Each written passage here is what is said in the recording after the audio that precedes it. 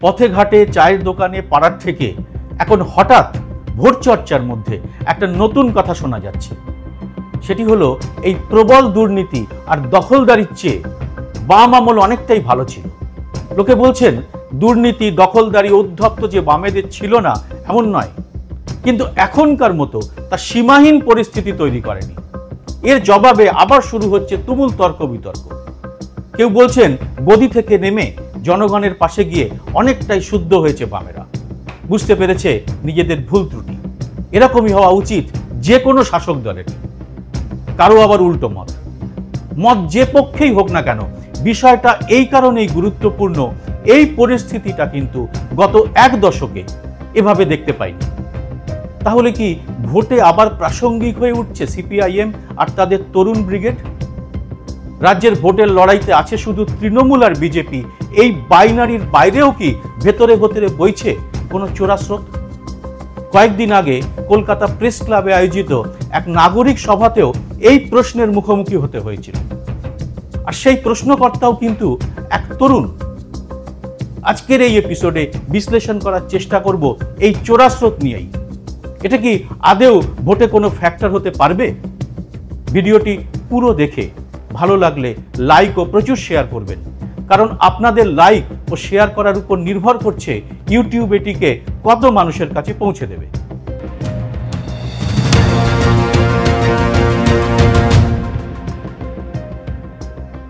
নমস্কার, সবাইকে স্বাগত। আমি সুব্রত বসু। দুর্নীতি, দুষ্কৃতি আর দখলদারি কি তৃণমূল কংগ্রেসের দুর্ভোগ ডেকে আনবে? লোকসভা নির্বাচনের আগে চারপাশে এই প্রশ্নই ঘুরছে, আর এই তিনটি বিষয় নিঃসন্দেহে তৃণমূলের জন্য দুশ্চিন্তার কারণ। রাজ্যের শাসক হিসেবে এই তিন কারণে তৃণমূল বেসামাল তো বটেই, ভোটের লড়াইয়ে তারা বেশ বেকায়দায়।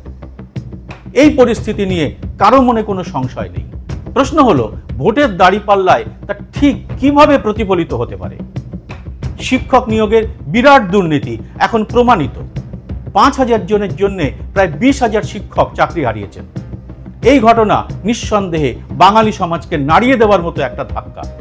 স্বাধীনতা পরবর্তী বাংলায় সরকারি ব্যবস্থায় এত বড় পরিকল্পিত দুর্নীতি আর সামনে আসে।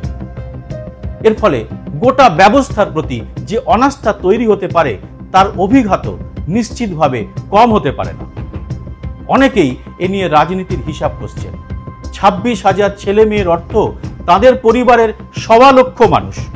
কিন্তু এটা স্পষ্ট, রাজ্যের ৭-৮ কোটি ভোটারের মধ্যে এই সংখ্যাটা নগণ্য। শুধু এই ছোট অংশ কোনো ভোটের গতিমুখ বদলে দিতে পারে না। প্রশ্ন হলো, যে শিক্ষকতার চাকরি মাত্র কয়েক বছর আগে পর্যন্ত শিক্ষিত বাঙালি পরিবারের ছেলে মেয়েদের কাছে প্রার্থিত লক্ষ্য ছিল, সেই সংখ্যা তো আরো অনেক অনেক বেশি। ভোটার কিন্তু তারাও, এর সঙ্গে যুক্ত তাদের পরিবারও। ২০১৬ সালেই পরীক্ষায় বসেছিলেন প্রায় ২৩ লক্ষ তরুণ। এর সঙ্গে রয়েছেন আরো অনেক চাকরির জন্য পরীক্ষায় বসা লাখ লাখ যুবক ও তাদের পরিবার। সব মিলিয়ে এই হতাশ মানুষদের সংখ্যা কোটি ছাড়িয়ে যাবে। এদের ভোট কি কোনো প্রভাব ফেলতে পারবে এবারের ভোটে? এর সঙ্গে রয়েছেন এখন স্কুল কলেজে পড়া ছাত্রদের একটা বড় অংশ। তারাও নিজেদের ভবিষ্যৎ সম্পর্কে ভাবছেন না, এমন তো হতে পারে না। ভবিষ্যৎ জীবন সম্পর্কে এরকম একটা হতাশা তৈরি হলে তা নিঃসন্দেহে বৃহত্তর সমাজকে প্রভাবিত করতেই পারে। আরও একটু এগিয়ে ভাবলে আগামী প্রজন্মকে বা তাদের অভিভাবকদেরও এই দুর্ভাবনা প্রভাবিত করবে। অনেকে যোগ্যতার ভিত্তিতে চাকরি পাওয়ার পরেও প্রতিনিয়ত আশঙ্কায় থাকবেন প্যানেল কখন বাতিল হয়ে যাবে তা নিয়ে। এই পরিস্থিতি কিন্তু আগে ছিল না। আর সব মিলিয়ে এই ভোটের পরিমাণ কতটা হবে তা কিন্তু এখনই অনুমান করা সম্ভব হবে না। শুধু এটুকু বলা যায়, বাঙালি সমাজের মূল ধরে কিন্তু নাড়িয়ে দিয়েছে এই এসএসসি দুর্নীতি। এই যে পরিস্থিতি, তা থেকে তৃণমূলের দায়কে আলাদা করা যায়? রাজ্যবাসী তো তাদেরই ভোট দিয়ে শাসনের ভার তুলে দিয়েছেন। এখন তার দায় অন্যের উপর চাপালে চলবে কেন? আগে কি হয়েছে বা অন্য রাজ্যে কি হয় গোছের কথাবার্তা এক্ষেত্রে অবান্তর। বিজেপি শাসিত রাজ্য উত্তরপ্রদেশে জয় শ্রীরাম খাতায় লিখে চাকরি মেলে বা চাকরির পরীক্ষায় প্রশ্ন ফাঁস হয়ে যায়, বা মধ্যপ্রদেশে ব্যাপমের মতো মহা কেলেঙ্কারি হয়, এ নিয়ে কোনো সংশয় নেই। এ রাজ্যে বিজেপি ক্ষমতায় এলে এখানেও হয়তো এরকম দুর্নীতি হবে, কারণ বিজেপির বহু শীর্ষ নেতাই তৃণমূল থেকে বিজেপির ওয়াশিং মেশিনে সাফ হয়ে আসা মানুষ। কিন্তু তা সত্ত্বেও এসএসসি দুর্নীতি ভোটারকে প্রভাবিত করলে তার কোপ যে তৃণমূলের ভোট ব্যাংকেই প্রধানত পড়বে, তা কিন্তু আলাদা করে বলে দেওয়ার দরকার নেই। কারণ এরকম সংগঠিত দুর্নীতির পেছনে রাজনৈতিক প্রভাব একেবারে স্পষ্ট। এই মুহূর্তে আর কোনো ব্যাখ্যাতেই সে দায় ঝেড়ে ফেলা তৃণমূলের পক্ষে সম্ভব নয়। কোনো কৌশলে হয়তো সেই ধাক্কা আপাতত সামাল দেওয়া যেতে পারে, কিন্তু তা পুরোপুরি এড়িয়ে যাওয়ার সুযোগ নেই। এই এড়িয়ে যাওয়ার পথ কি? তৃণমূল নেত্রী মমতা বন্দ্যোপাধ্যায় নির্বাচনী প্রচারে বলছেন, এ ভোট কেন্দ্রের ভোট, তাই জবাব দিতে হবে কেন্দ্রীয় সরকারকে। যুক্তির দিক থেকে একথা ফেলে দেওয়ার নয়। দিল্লিতে বিপুল সংখ্যাগরিষ্ঠতা পেয়েও মোদী সরকার গত 5 বছরে মানুষের জন্য কি করেছেন তার জবাবদিহি এই ভোটেই তাদের করার কথা। কিন্তু ভোট তো সবসময় বেঁধে দেওয়া সীমার মধ্যে আটকে থাকে না। আর যেহেতু মমতা রাজ্যের শাসক, তাই এখানের অনিয়মের কৈফিয়ত দেওয়ার দায়ও মুখ্যমন্ত্রী হিসেবে তাঁরই। তাই তো সন্দেশখালী এখন তার সামনে নিরন্তর প্রশ্ন তুলে চলেছে। প্রতিটি সভায় তার জবাবও দিচ্ছেন মমতা, অবশ্যই নিজের মতো করে। ভোটের আবহে সন্দেশখালী চর্চায় আছে। শাসক দলের ছাতার তলায় থাকা বাহুবলীর অত্যাচার মানুষের কাছে কিন্তু অপরিচিত নয়। জমি দখল, রাস্তা দখল, দোকান দখল, সিন্ডিকেট রাজ ইত্যাদি যে শুধু সন্দেশখালীতেই ঘটেছে বা ঘটছে তাও নয়। সুন্দরবন থেকে শিলিগুড়ি এমন ঘটনা সর্বত্রই পাওয়া যাবে। অভিযুক্ত বাহিনীর আধিপত্য, কর্তৃত্ব যে মাত্রা ছাড়া জায়গায় পৌঁছেছে, সাধারণ মানুষের দৈনন্দিন অভিজ্ঞতাতেও তা স্পষ্ট। খোদ কলকাতা শহরে নেতাজির বাড়িতে গিয়ে সুভাষ তাকে ডাকুন গোছের হুমকি সেই আধিপত্যেরই প্রকাশ ছিল। কিন্তু তখনই তাকে কড়া হাতে দমন না করায় বোতলের দৈত্য এখন হাতের বাইরে চলে গেছে। এর দায়ও তৃণমূলেরই, জবাবদিহির দায়ও মমতারই। ফলে ভোট দিল্লি না কলকাতার, নিগ্রহ সন্দেশখালীতে না মণিপুরে, মমতা এসব প্রশ্ন তোলার আগেই তার উদ্দেশ্যেই প্রশ্ন উঠতে বাধ্য। যে প্রশ্ন তুলেছে সুপ্রিম কোর্টও। শেখ শাহজাহানের মামলায় সিবিআই তদন্তের হাইকোর্টের রায়ের বিরুদ্ধে সুপ্রিম কোর্টে গিয়ে বিচারপতির মুখে শুনতে হয়েছে একজন ব্যক্তির জন্য মামলা করছে রাজ্য সরকার। সাধারণ মানুষও বুঝছেন শাসক দল আছে কাদের পাশে। গায়ের জোরে এই প্রশ্নকে কিন্তু দমিয়ে রাখা গণতন্ত্রে সম্ভব নয়। তাই এ চর্চাও এখন প্রাসঙ্গিক, সন্দেশখালীর ভোটের প্রভাবও বাঙালির মনকে নাড়িয়ে দেবে কিনা। দিনের পর দিন মানুষ যা সহ্য করেছেন তার ফল ভোটের বাক্সে যাওয়াই তো স্বাভাবিক। সন্দেশখালীর প্রভাব কি অন্যত্র পড়বে? আর চাকরিহারা শিক্ষকের কথা ভেবে বাকি সমাজ কি উঠে বসবে? তৃণমূলের ব্র্যান্ড কি ক্রমশ এভাবেই ধাক্কা খেয়ে চলেছে প্রতিনিয়ত? তাই ভোটে এর প্রভাব পড়াই তো স্বাভাবিক। কিন্তু যা স্বাভাবিক তা কি সবসময় অনিবার্য? এই প্রশ্নের উত্তরে নিশ্চিতভাবে না বলা যায়। ভোটে কি হবে?